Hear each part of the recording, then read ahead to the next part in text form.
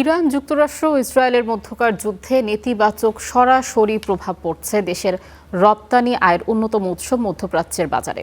উপসাগরীয় দেশগুলোতে ১৪০টির বেশি জাহাজে আটকে আছে প্রায় ২০ লাখ কন্টেইনার। ঘুরপথে চললে গুনতে হবে জাহাজ ও কন্টেইনারের অতিরিক্ত ভাড়া।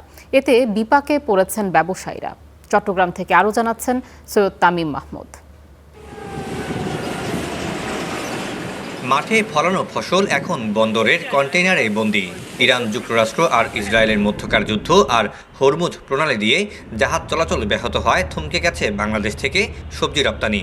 একই অবস্থা আকাশপথেও। আকাশচুম্বী জাহাজ ভাড়া আর শিডিউল বিপর্যয়ে বন্দরেই পড়ে আছে ১২০ টনের বেশি আলু, শিমসহ কাঁচা শাকসবজি। চট্টগ্রাম হয়ে মধ্যপ্রাচ্যে সপ্তাহে প্রায় ৪৫০ টন আলু, ৪৫০০ টন এগ্রো ও ফুড স্টাফ এবং ৩০০ টনের কাছাকাছি ফ্রোজেন ফুড রপ্তানি হয়। পচনশীল এসব পণ্য সময়মতো পাঠাতে না পারায় প্রতিদিন নষ্ট হচ্ছে ব্যবসায়ীদের স্বপ্ন।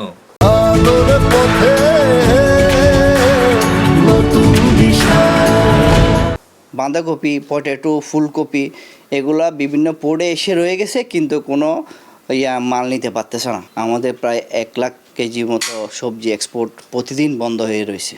সংকট শুধু গন্তব্যে পৌঁছানো নিয়ে নয়, বড় ধাক্কা এসেছে জাহাজ ভাড়ায়। ঝুঁকি ও ঘুরপথে জাহাজ চলায় কন্টেইনার ভাড়া বেড়েছে কয়েক গুণ। এর সবচেয়ে বড় প্রভাব পড়েছে দেশের প্রধান রপ্তানি খাত তৈরি পোশাকে। কাঁচামাল আমদানিতে খরচ বাড়ার পাশাপাশি উৎপাদিত পণ্য পাঠাতে গুনতে হচ্ছে অতিরিক্ত মাসুল। কন্টেইনার চার্জ যেটা আপনার 40 হাইকিও, যেটা প্রাইস ছিল আগে ১৫৫০-১৬০০ ডলারের মতো, এর মধ্যে এখন এটা প্রায় ২০০০-এর কাছাকাছি চলে গেছে।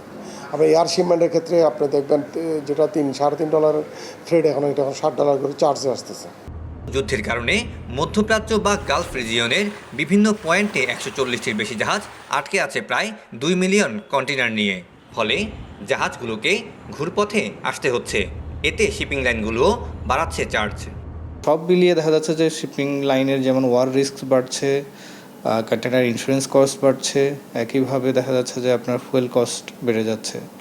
চট্টগ্রাম বন্দর দিয়ে প্রতি সপ্তাহে মধ্যপ্রাচ্যে প্রায় $17.৫ মিলিয়ন পণ্য রপ্তানি হয়। যুদ্ধ যদি দীর্ঘায়িত হয়, তবে শুধু এই রপ্তানি নয়, বরং চাপ বাড়তে পারে দেশের সামগ্রিক বাণিজ্য ও অর্থনীতিতেও। Syed Tamim Mahmud, star news, Chittagong.